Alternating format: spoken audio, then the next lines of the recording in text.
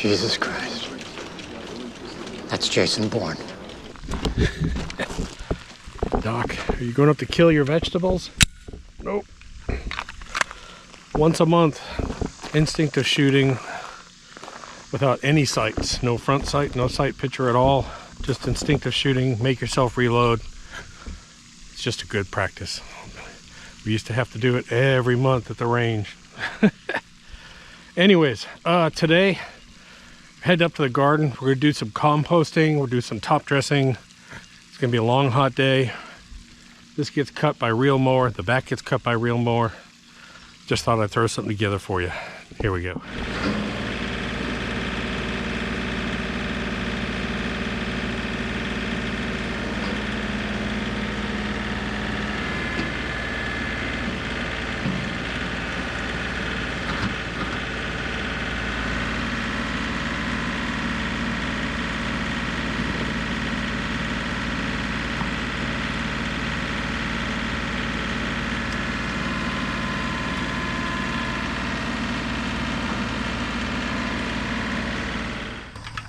Okay, so Rachel's here.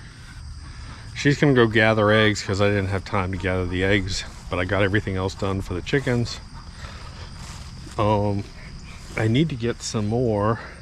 I need to get some cucumber seeds. I need to get some rebirthing, probably zucchini seeds. I'm not a big yellow squash fan. I've grown out of yellow squash. So this is brand new cucumber here. This is the existing cucumber. We got a ton. We're doing trellis on all of them. It's going well.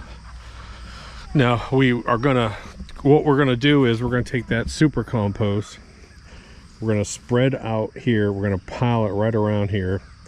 Then we're gonna sort of massage it in. Then we're gonna water it in. And we're gonna do that to every single plant. So I got 54 tomato plants. I don't know, probably 30, 40 pepper plants. We gotta do that too.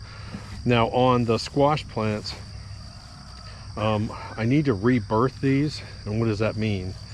Rebirthing means basically you come in here and you take all the big old, these things were way up here, okay? They were way up here and this is fully round. So here's an example of one we're trying to rebirth. So you can see it, we let just the new leaves and you end up getting new squash and it sort of regenerates. Same thing here. This one has been rebirthed and it works 50% of the time. Sometimes you'll have a plant that this is just too much stress on it, like this right here. And we'll pull those. The ones that we don't think are gonna make it, we'll pull those and actually dig in some more super compost and actually replant. But here's a good example.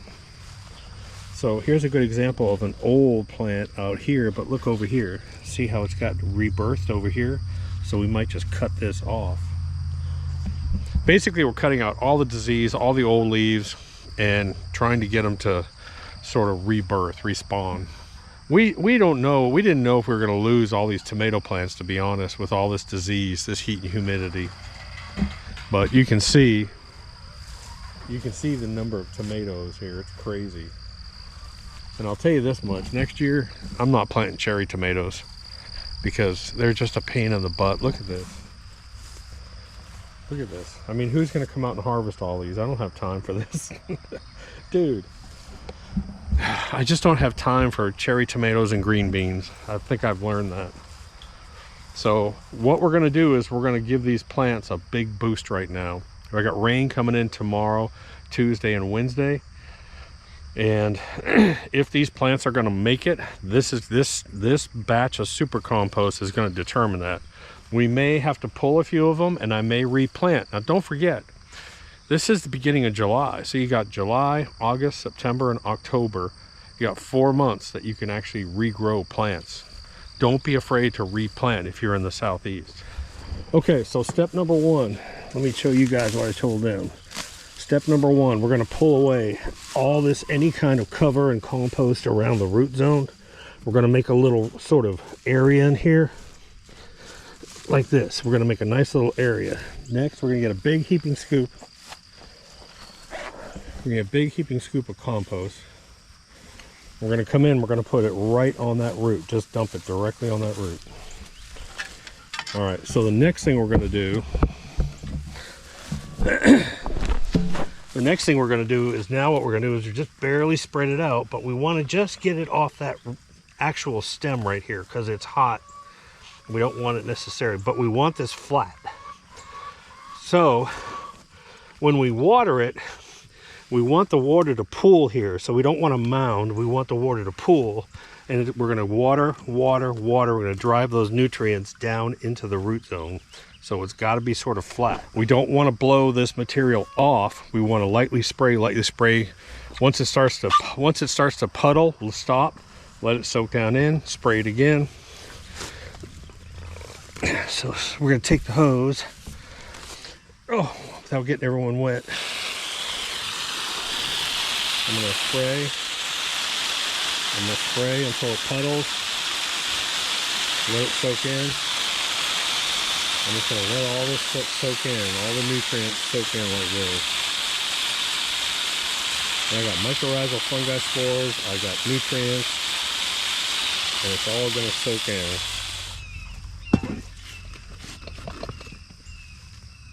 And you can see that this is actually still warm and smoking here from the pile. Man, I'll tell you what, I sure hope we get some rain tomorrow. Okay, so let's talk about, I guess we'll call them myths, but I think it's more of a misunderstanding or misinterpretation of what different ways to do things and understanding this. Okay, first let's talk about regular compost versus super compost. Regular compost, as most people think about it, is you take leaves, grass clippings, yard waste, food waste, you put it in a pile and it sits there for months and months, and it sort of degrades and degrades.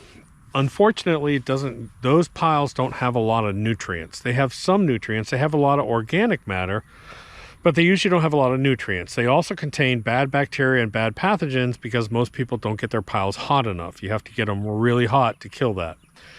The super compost piles, we take pre-composted manure, we put dirt booster, we wet it, and we alternate layer that, pile it up, and within a couple of days, not months like regular compost, it's ready to use. I can tell you right now that the majority of people that are talking about compost on YouTube have never taken their compost pile, sifted it, dried it out, and sent it off for university testing. We do it every year. We send it off to Clemson University. It comes back off the chart showing excessive nutrients. That's why we never have to use fertilizers. There's nothing wrong with fertilizers, but so many people want to do it quote unquote naturally, so that's why we show you how to do this. With this garden this year, between this garden and the squash garden, it'll be over 4,000 pounds of produce that we'll produce. The other day, we harvested well over 50 pounds of tomatoes, and I still have 600 tomatoes on the vines. We're giving them away to everyone that we know. Squash, cucumbers, just loads of zucchini, just loads of it. You never have to use fertilizers when you do this. It's all natural. But one of the keys is you're going to hear people say, never till your soil because you're killing your microbiology. Okay, if I come over in this area, anywhere in here, and I stick a shovel in the ground, that shovel will maybe go 6 to 8 inches before I hit hard pan. This is Georgia red clay. This soil is pretty much dead, has very little microbial activity, has very little organic matter. And so if you till it, there's nothing there to kill. If there is no biology there, you can't kill it. So what you need to do on your gardens, wherever you're going to plant, you want to till it.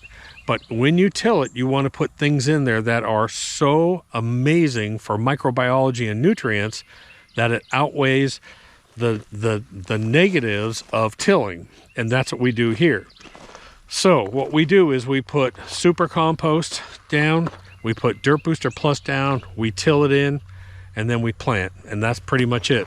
And then usually twice a season, we'll come back with a heavy top dressing of the compost, water it in like we're doing today, and the results speak for themselves. I'm going to take you over here for a second and show you, but man, that shade tree feels so good. I'm glad we never cut that down. But if you go in here and dig in my rows, the soil is almost black. It is super, super dark, rich soil and soft. If you go to the middle where I just have clover planted, same thing. It's still going to be hard as a rock. It's going to be horrible soil. So you have to, and here's a good example. There's a guy that's called the No-Till Farmer. He has a YouTube channel. He does great videos, by the way. And he even says, if you're going to start a garden, if there's no biology, you're not going to hurt anything. Go ahead and till where you're going to plant and put something beneficial in there. I'm sitting here looking at a butterfly on my zinnia broke, but the butterfly's still getting to it. See him on there? Hello, Mr. Butterfly. Hello, Mr. Butterfly. I got zinnias growing from last year's waste pile over here. Okay, so real quick, just let me show you the garden. By the way, this is Chicken Coop 2.0. The girls are coming at the end of July. I want you to look at one thing too. You will never, if you walk around my property, the one thing you'll never see is raw dirt. Never see it. You will never see raw dirt anymore. After we establish these fields, because nothing was here, you will never see raw dirt. I will always have roots in the ground, and that's one of the key. Roots in the ground. The infiltration rate of water has increased 4 times because we plant clover in between all of our rows. It's okay to have some weeds and grasses, but plant clover. So I want you to look in between our rows, and you're going to see lush green areas. You got grasses, you got lots of clover. Clover, this whole thing, so this row is connected to this row through this living web all through here, a root system. Mycorrhizal fungi, they all sort of work in symbiotic relationship in here. The infiltration rate is way up because I've got lots of roots in the ground. Microbiology is through the roof because I have tons of roots in the ground. Clover is nitrogen fixing, so that helps. It really helps in here. But I mean, look, we've already done 4 harvests in here, and we've had tons of fungus because it's been really wet and humid. And look at this. Every plant, see this? I mean, there's 15 to 20 tomatoes still on every one of these plants. Now do the math. 15 times 54. So right now I have over 600 tomatoes in here. It's crazy. My pepper plants, it's hot. It is, it's 91 degrees. It's hot. But man, I'm just loaded with green peppers and jalapenos. They're all in here. And again, not a drop of fertilizer, just doing this method. Now this year, I will say what we did is we brought in some topsoil. We didn't till down low. We brought topsoil in, added super compost and Dirt Booster Plus to create more of a raised row here. And we just tilled that top part. Eventually, you'll get to the point where you won't till and you'll just top dress with really good stuff, super compost. So that's the point. After a couple years, all of a sudden, you're going to develop. If you take a shovelful here, every shovelful will have 20 earthworms. The biology is amazing in here. Rebirthing our squash plants over here. Tons of zucchinis and squashes. We only harvest a few of them to eat, and the rest of them, let's see here. The rest of them, we let get really big, and we feed them to the chickens. And there was a rotten squash that I squished the other day. Tons of lettuce, tons of herbs, carrots, all in here. But I want to pop over to the squash garden, which is new this year. So we started off developing Dirt Booster with the Andersons 5 years ago, and you used to have to add the mycorrhizal fungi to it. Then it came out, it turned into Dirt Booster Plus, and that has the really fine flaky gold stuff, which is corn distillate that the microbes and fungus eat within days. Humichar, which has humic acid and biochar, and then it has mycorrhizal fungi spores, so it's all contained. It's all you need. We put it on our lawns. We use it in our compost piles. Oh, I gotta put this away. So gardens over here, chicken coops, new metal building. This is the new squash garden. The new squash garden is about 35 by 100. And I told you guys, if you follow my channel, when it was basically dirt in here, dirt and clover, I said, I have no idea how we're going to get in here and harvest once this grows. And this is nuts. Let me show you. By the way, a lot of my sunflower, I only have a few sunflowers that actually came up, but look at that. Isn't that gorgeous? Isn't that just gorgeous? Look at the little guys. We put corn all the way around the edge just because I had corn seed. But dude, this is insane. Butternut squash, butternut squash, butternut, butternut, butternut, butternut. There's got to be 150 butternut squashes in here. Dude, it's hot. We need rain bad. There may be a deer that pop up here. It scared the hell out of me the other day. So you may see a deer run out of here. Okay, so here's, look at this. Growing outside, you can tell we need, it's hot. Look at that. Now, is that a watermelon or is that a pumpkin? We're trying to figure it out. But this is the back side of the garden. And look at the squash plants. This is why we don't plant squash in the normal garden. It is growing all the way into the woods.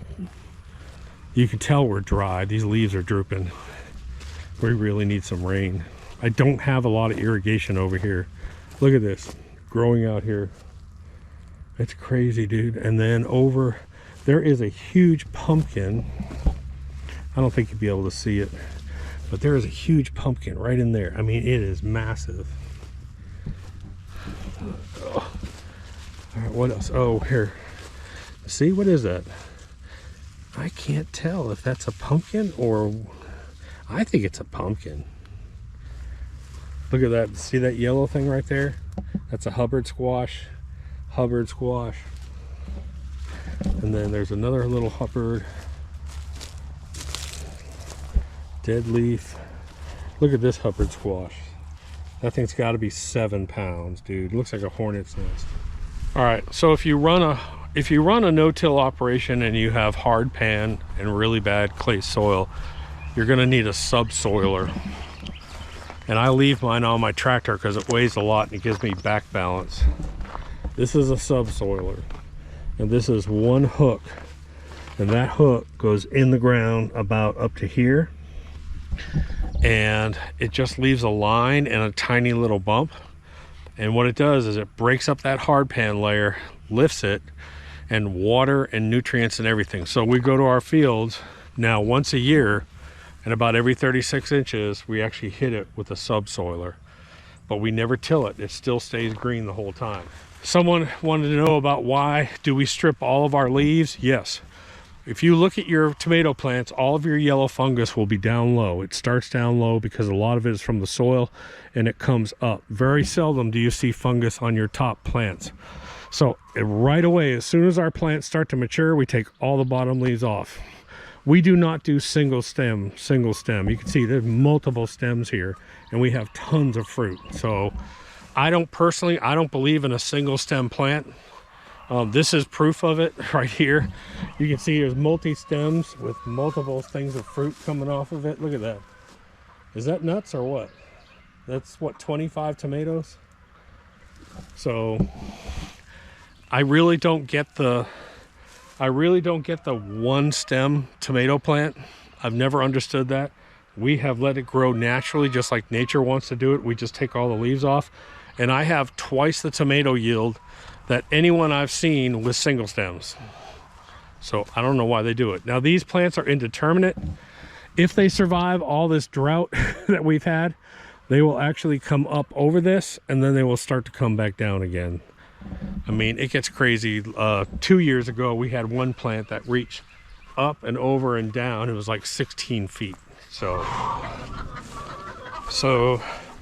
nothing gets wasted here. If anything has a tendency to rot or get bugs or whatever, the girls get it, and they're about to get some leftovers. We do allow these zucchini and squashes to grow really big, just so the girls can eat them. They love the seeds. Stop jumping up on my bucket. You gotta move, come on. Move. Yeah, no, here. Tomato. You like tomatoes, Johnny? Here. Squish it for you. They like them squished. Squish them for you. Johnny loves cucumbers too. Here you go, buddy. Cucumbers. Who wants zucchini? Zucchini. You guys love zucchini. Here, Johnny, have some zucchini. All right. They have a feast today. Man, they love those seeds.